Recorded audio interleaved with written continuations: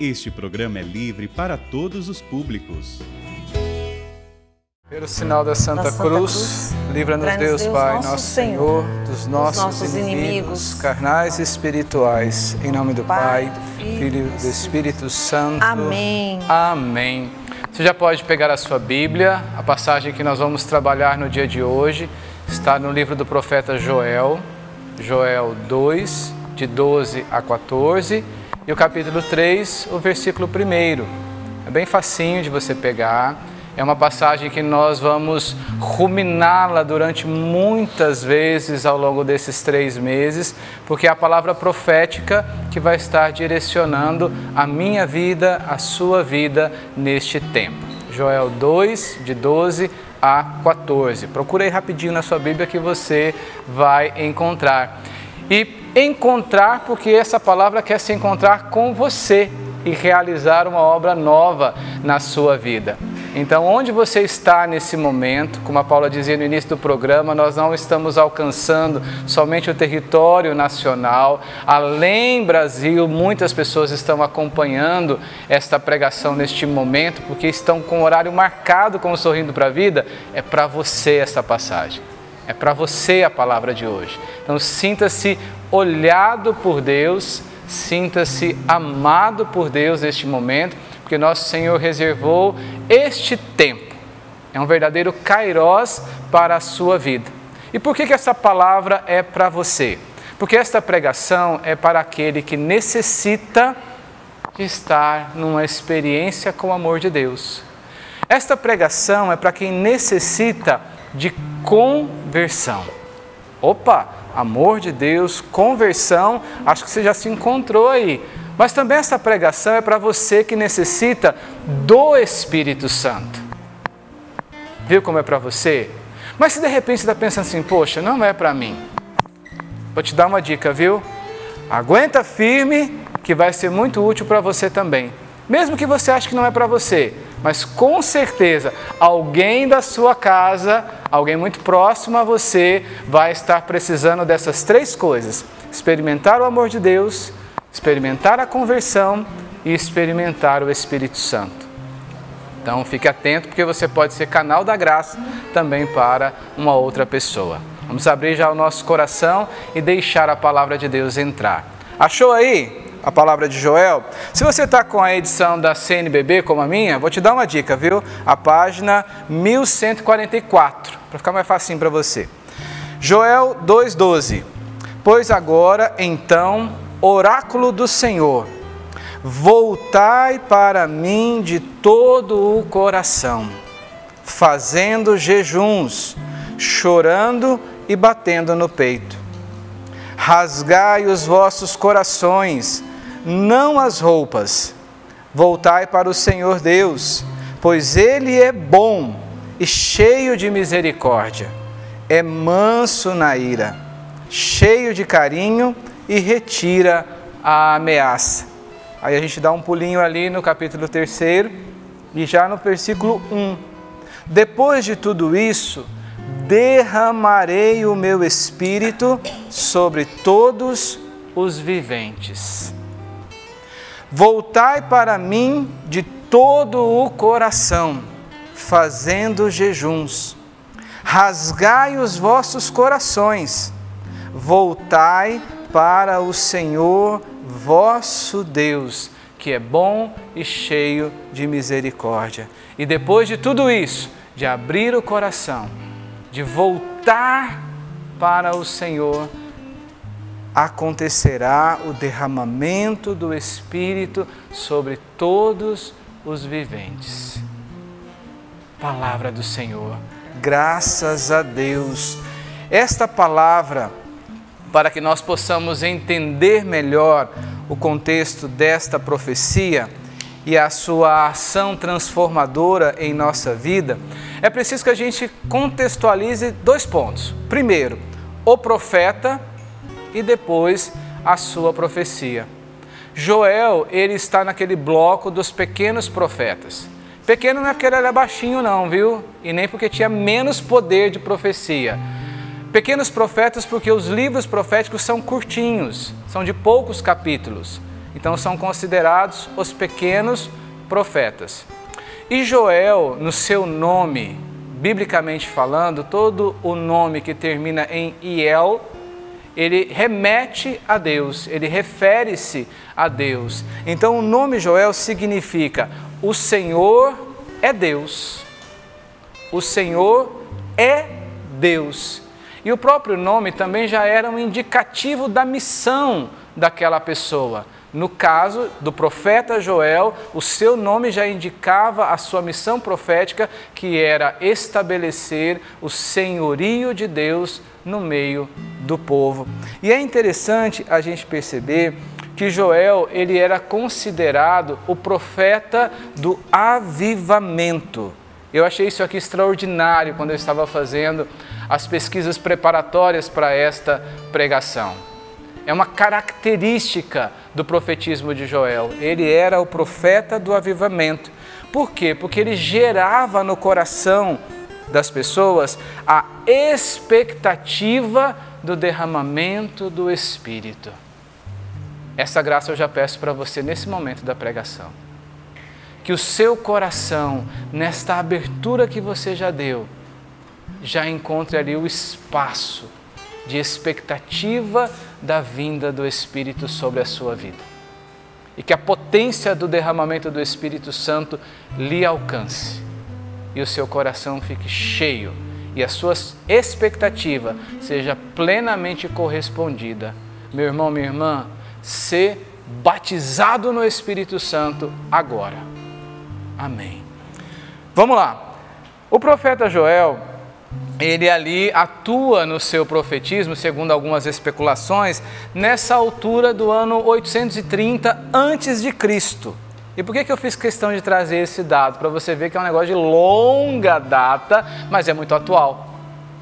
Em 830 a.C., ali tem alguns, vamos dizer assim, algumas afirmativas que Joel atuava entre o período de Elias e Eliseu. Outros estudiosos já dizem que era ali na época de Malaquias. O importante é você entender que no meio daquele contexto profético, ali estava Joel e ali estava a profecia de Joel para que o povo voltasse para Deus e voltasse de todo o coração. Então, não sei qual é o seu nome, mas hoje essa profecia é para você, para que você volte para Deus com todo o seu coração. E o lugar de atuação de Joel foi em Jerusalém.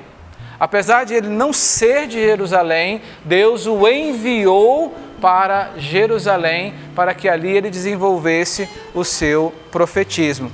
Mas o que eu quero destacar nesse momento sobre Joel? Algumas características para você perceber-se em Joel e perceber-se chamado a viver como Joel. Primeira característica deste profeta: ele era verdadeiro.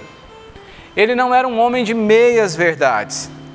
Ou falava a verdade, ou não falava nada. Sabe aquele mau hábito que a gente tem? Eu, pelo menos, sofro desse mal. Você vai contar uma história, Paulo, ela é verdade. Mas no meio da história você dá aquele complemento seu, pessoal. E a gente sabe que não é toda a verdade ali. Você está incluindo algo que não é tão verdadeiro. É nessas pequenas coisas que eu e você precisamos ter alerta e converter o coração. Ou é a plena verdade, ou não se fala nada. Ou se defende a verdade, ou se defende a verdade. Joel era verdadeiro. Depois, Joel era corajoso. Rapaz, como diria lá no Nordeste, o cabra era macho. O cara era corajoso.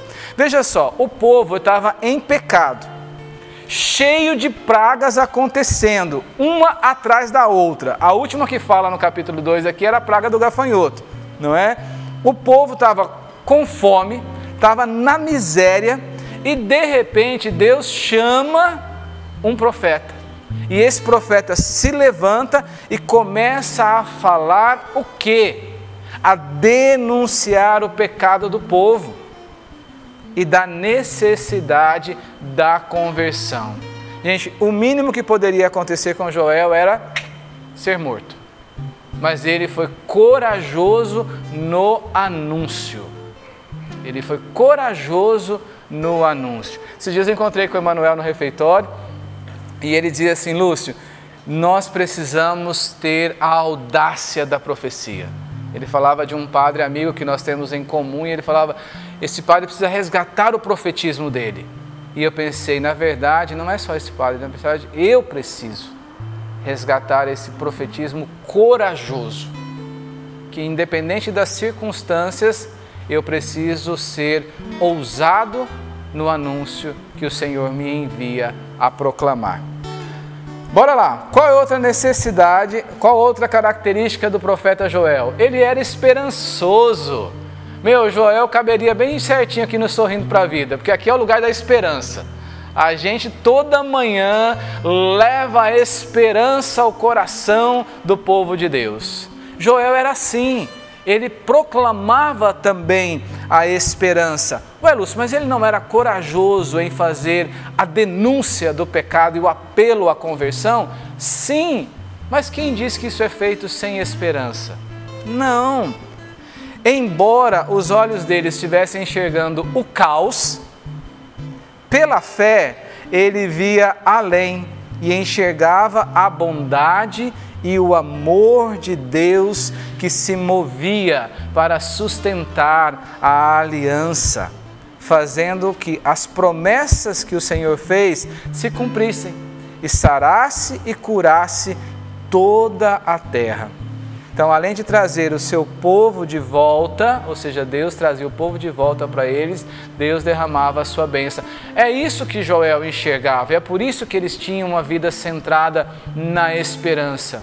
Meu irmão, minha irmã, eu não sei onde você está neste momento, sabe? Talvez você esteja naquela circunstância. Eu tenho um amigo e ele vive o dilema dos exames para a constatação do câncer na próstata, o avanço ou não deste câncer, como é que vai ser feito o tratamento ou não. Talvez o cenário é de caos. A realidade que se enxerga, que se apresenta, é de caos. Mas a esperança no Deus que é amor e que ama essa pessoa e ama agora e dá a possibilidade de resgatá-lo no amor, move o nosso coração para que ele se volte para Deus. A esperança não pode morrer. Tem até o livro de uma autora da Canção Nova, não vou dizer quem é, depois você pode pesquisar ali na loja, que fala sobre a esperança. Fica a dica para você, beleza? Vamos seguir. E Joel era o profeta, e essa é a característica mais importante.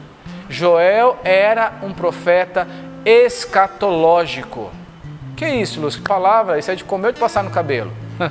Então, Joel era escatológico, as suas profecias, elas preparavam para a vinda do Senhor. Meu irmão, minha irmã, preste atenção nisso. A profecia de Joel, ela prepara o meu coração para a vinda do Senhor. Preparou aquele primeiro povo, aquele povo da aliança, para a primeira vinda, a vinda do Cristo, do Messias. E ela me prepara hoje para a segunda vinda gloriosa do Senhor. A vinda definitiva, o dia de Deus. Então, a profecia de Joel quer te preparar para o dia de Deus. Daí, quando você entende isso, automaticamente o seu coração já grita: é por isso que eu preciso voltar para Deus de todo o coração, porque eu preciso estar em conversão, para que o dia de Deus me alcance, ou preparado, que seria o ideal, ou pelo menos na realidade da preparação, ou seja, a realidade da busca da conversão a cada dia. Porque quer você queira ou quer você não queira, o dia de Deus está próximo. E mais próximo hoje do que estava ontem. Verdadeiro, corajoso, esperançoso e escatológico. Meus irmãos de comunidade nessa bancada, não dá a impressão que a gente está falando do Padre Jonas? Não é? Não dá a sensação que a gente está falando é do Monsenhor Jonas Abib? E que alegria poder constatar esse profetismo no Monsenhor Jonas, mas sabe o que é interessante? Esse chamado é para mim. Eu preciso ser corajoso, eu preciso ser verdadeiro, eu preciso ser esperançoso e eu preciso ser escatológico. E eu poderia dizer o seu nome, porque essas características do profetismo de Joel precisam também ser encontradas no meu cotidiano de vida. E a profecia? O que é importante a gente entender dessa profecia? Deus chamou o profeta para convocar um grande momento de conversão, tendo em vista o fim último, a eternidade. Esta profecia é um alerta, é um apelo. Destinado a quem? Destinado a Israel. Qual Israel? O Israel daquele contexto, aquelas pessoas de 830 a.C. também. Mas esse Israel espiritual que ultrapassa o Cronos, ultrapassa o tempo e chega no dia de hoje. É o Israel que é o povo da aliança. É o povo que Deus fez uma aliança de amor e sustenta essa aliança no amor e na fidelidade. Meu irmão, essa profecia é para mim. Esta profecia é para você. Porque eu e você estamos exatamente como aquele povo. O povo da aliança havia se desviado da vontade de Deus. Ele havia saído do caminho que Deus indicou, eles não estavam permanecendo fiéis. Então, respira fundo, porque esse é o tempo de parar. É o tempo de rever a vida. É o tempo de perceber onde eu, Lúcio, me desviei. Sabe, é avaliar, é perceber onde é que eu transviei o meu caminho. Porque é assim, irmãos. Olha, nós nos afastamos do caminho de Deus com uma facilidade tremenda. Isso é uma verdade dolorida que acontece com todos nós, sabe? Não é um mérito só seu não, viu? Eu e você estamos no mesmo time, no mesmo nível. A gente se desvia da vontade de Deus com muita facilidade. A gente tem que fazer aquela perguntinha constrangedora. Onde eu abri espaço no meu coração para que ele tenha dois senhores? Como Jesus denunciou lá no Evangelho.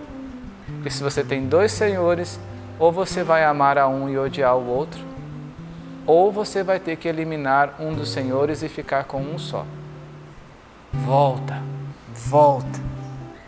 Sabe, eu preciso ter coragem de olhar para mim e perceber, eu estou mundano, vivendo um mundanismo, mesmo sendo parte do povo escolhido de Deus. Os princípios que norteiam os meus pensamentos e as minhas atitudes, as minhas decisões, as minhas escolhas, são os princípios cristãos, são os princípios da vontade de Deus. Agora é voltar e voltar de todo o coração. Vou te contar uma experiência que eu vivi ontem, para você ver como a gente se desvia rápido da vontade de Deus. Eu tenho o temperamento colérico, tenho um temperamento que é forte.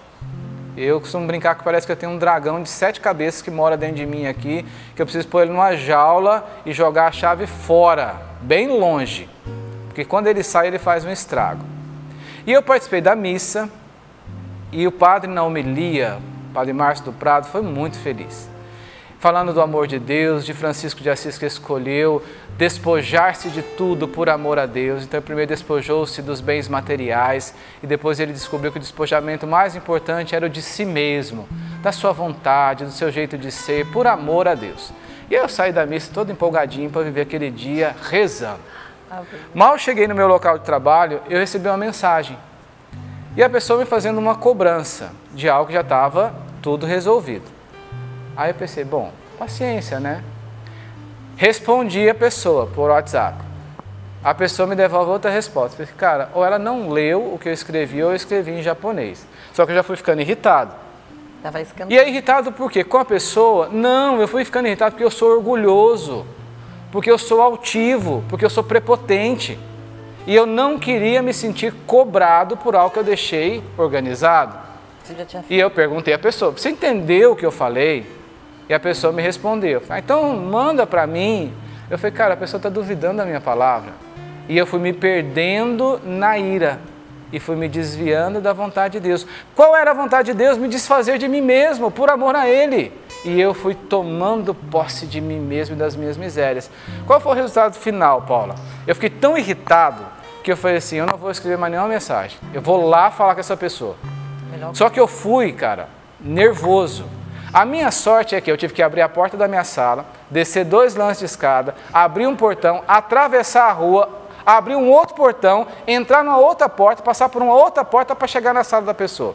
Enquanto isso, aquilo que era 100% de ira, foi ficando pelo menos 50% com espaço para Deus agir.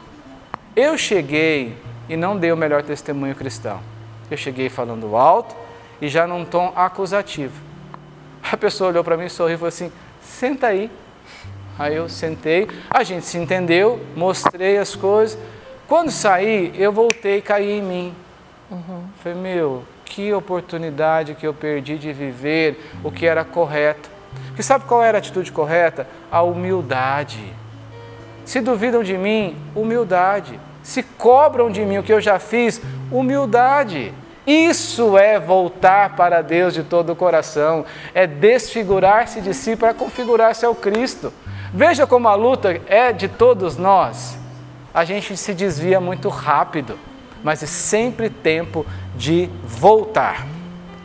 Versículo 12, voltai para mim de todo o coração. Você está com a sua Bíblia aberta? Faz igual o Padre Jonas ensina, pega a caneta, coloca a data de hoje e risca aí, meu irmão. Que essa é a ordem de Deus para a sua vida. Voltai para mim de todo o coração. De que jeito? Fazendo jejuns. O jejum ajuda a educar a vontade, a purificar os desejos e abre espaço para Deus ocupar o espaço que é dele. Olha a força do jejum. Ajuda a educar a vontade, purificar os desejos e abre espaço para ocupar o lugar que é dele. A estrutura dessa profecia é essa. Há um chamado à comunhão e à santificação através do jejum. O jejum dá força para que se cumpra esse apelo de Deus, para que a gente volte a Ele e se santifique. Mas essa profecia também é marcada pela abertura ao Espírito Santo. Pois nós, por nós mesmos, não conseguimos. A gente precisa do Espírito Santo agindo em nós para conseguir voltar a Deus e voltar a Deus de todo o coração. E o ponto central, que é a vinda de nosso Senhor. A gente volta porque Deus vai voltar. A gente se converte porque Deus vai voltar. A gente deixa-se estar preenchido pelo Espírito Santo porque é Ele que nos prepara para o dia de Deus. Joel revela, anuncia e escreve o quê? O amor de Deus. Essa necessidade de preparação para o grande e glorioso dia de Deus é em vista disso. Eu sou amado por Deus. Então respondo em amor, me preparando para a vinda dele. Nos nossos dias de hoje é a segunda vinda de Cristo. Essa realidade ela está presente em toda a Sagrada Escritura. De ponta a ponta se fala da vinda primeira e da vinda derradeira do Cristo. Os sinais dos tempos estão aí. Quem quer ver, enxerga. Os sinais dos tempos estão aí diante de nós. Portanto, nós precisamos estar preparados para isso. E mais do que isso, nós precisamos também preparar outras pessoas para esse dia. E aí entra a canção nova. A canção nova, ela faz eco a essa profecia. Ela dá nova voz a essa profecia para que eu e você voltemos para o Senhor. E a nossa vida apresse a vinda gloriosa do Senhor, mas a nossa vida comunique a necessidade da conversão. Olha, irmãos, está convocado.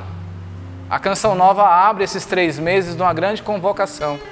Está convocado um tempo forte de oração. É um tempo forte de oração, de jejum, de penitências. Mas é uma convocação que é pessoal. É uma convocação para mim. Deus me chama. É um tempo de arrependimento, de rasgar o coração. É um convite, um apelo a voltar-me inteiramente para Deus e para a sua palavra. É voltar o meu coração para a esperança do céu, da Páscoa. Você, isso mesmo, você aí, nesse lugarzinho que você está, no Amapá, você foi criado para o céu. Você não foi criado para o inferno. Você foi criado para o céu. Portanto, hoje, entre em resposta a esse apelo que Deus lhe faz com essa profecia. Volta para Deus de todo o seu coração. Rasga o seu coração e estenda os braços clamando: vem, Espírito Santo, vem, Espírito Santo. Olha só que interessante, nesta profecia, Deus ele não mostra ao povo os seus pecados. Ele não faz só isso.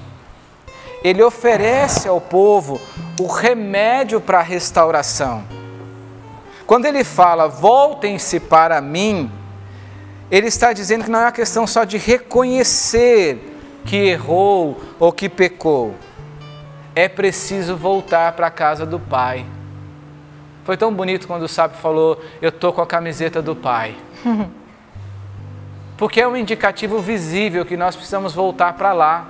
Voltar para o abraço do Pai, para a casa do Pai. É essa volta que nosso Senhor está falando. Volta para mim, que sou o Pai.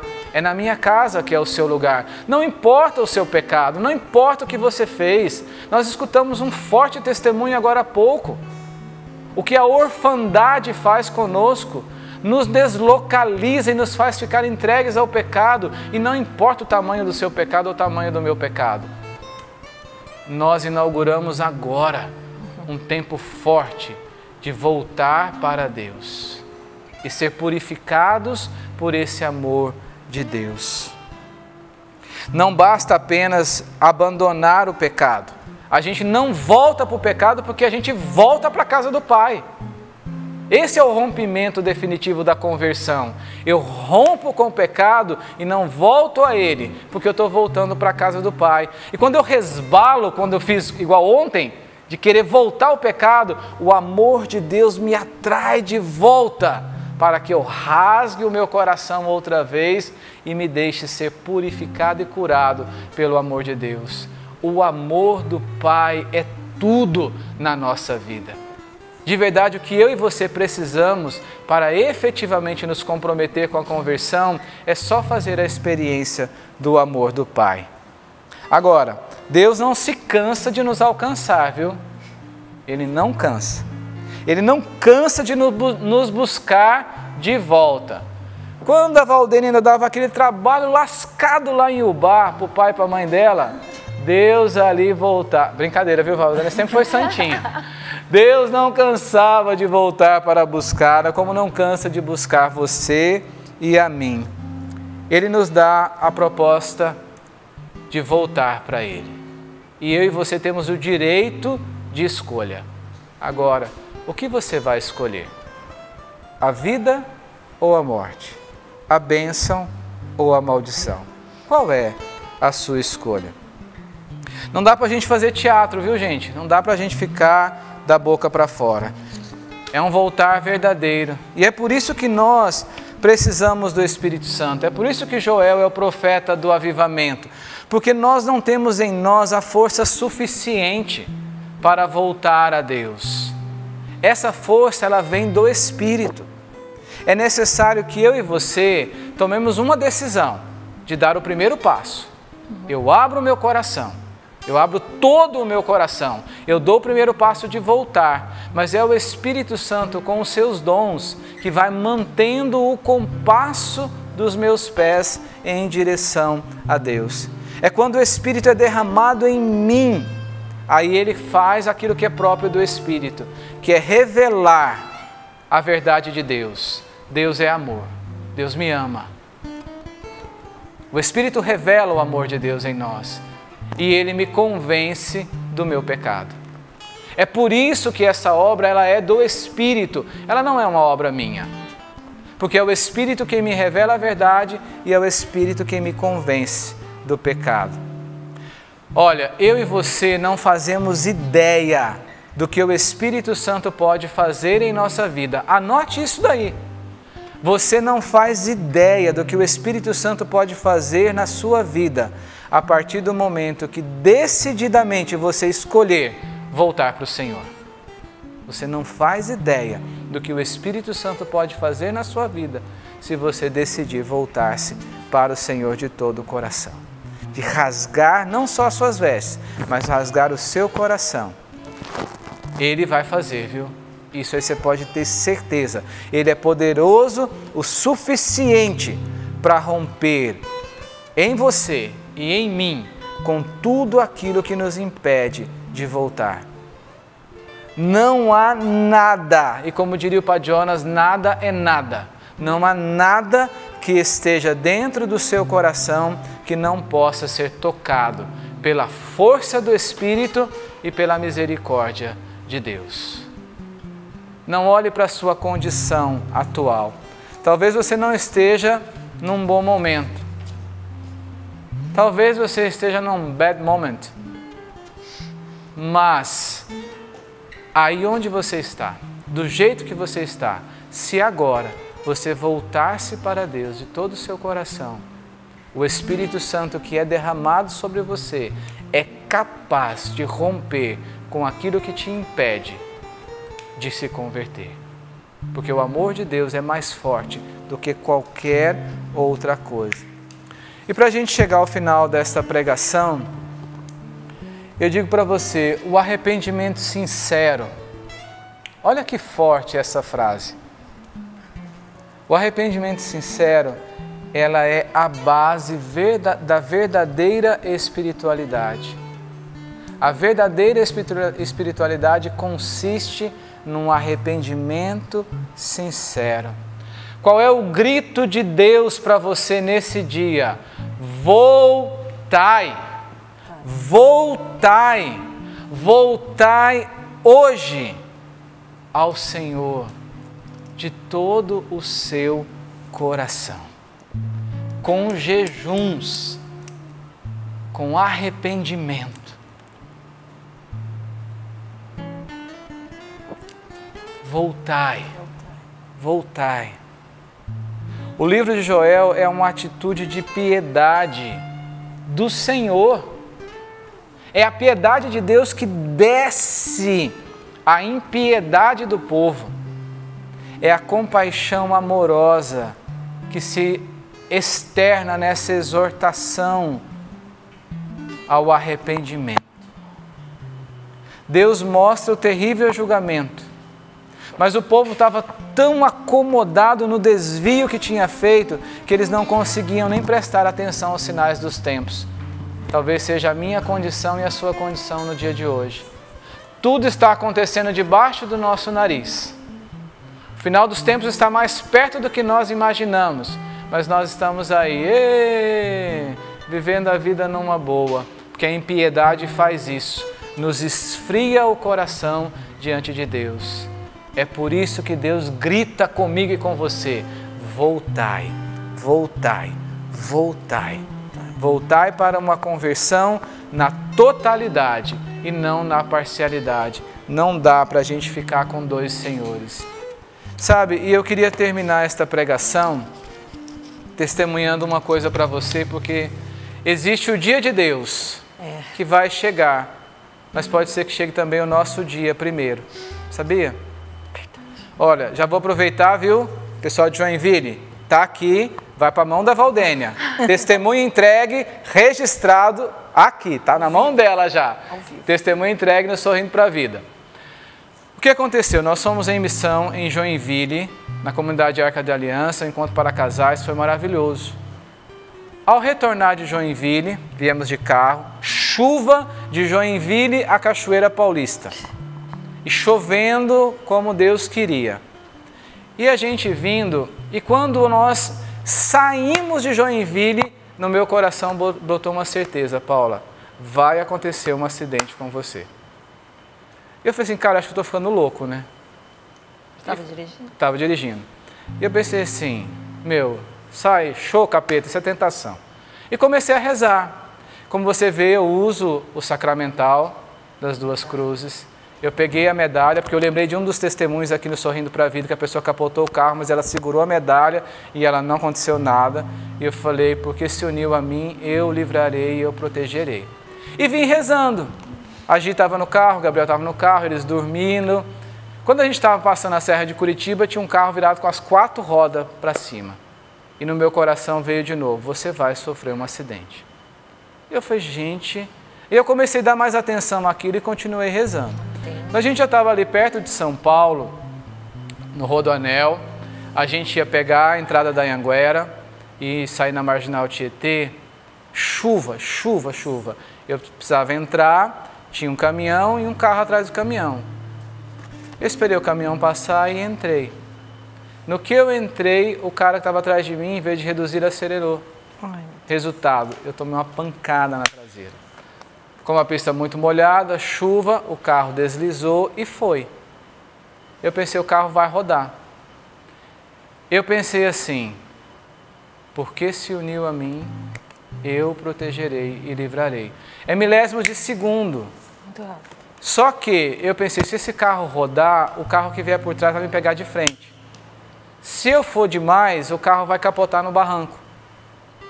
E aí naquele milésimos de segundo, porque eu acho que ele deve ter durado 5 segundos, sei lá quanto tempo. Né? É rápido, mas a vida da gente passa assim num flash. Verdade. Sabe qual foi o meu desespero, Paula?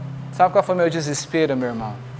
Brotou dentro de mim pecados mortais que eu não tinha confessado. E eu pensei assim, se eu morrer agora eu vou para o inferno.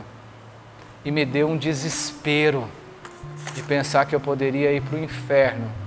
Passar a eternidade longe do amor de Deus. De tudo, né? E aí, graças a Deus, eu consegui encostar o carro, resolvemos todas as coisas. Ninguém se machucou. Por que eu quis dizer isso? Porque o dia de Deus está próximo, mas eu não sei qual é o meu dia. Por isso que eu não posso perder tempo e não escutar esse apelo que Deus me faz nessa profecia de Joel, e a canção nova ecoa esse profetismo, nos dando esses 3 meses, inaugurando um tempo forte de conversão, de volta para Deus. Meus irmãos, não pense no amanhã e não lamente o ontem. Fique com o agora e agora, nesse momento, volte o seu coração inteiramente para Deus, com jejuns e penitências e um profundo arrependimento. Vamos nos converter, porque o amor de Deus nos impele a isso.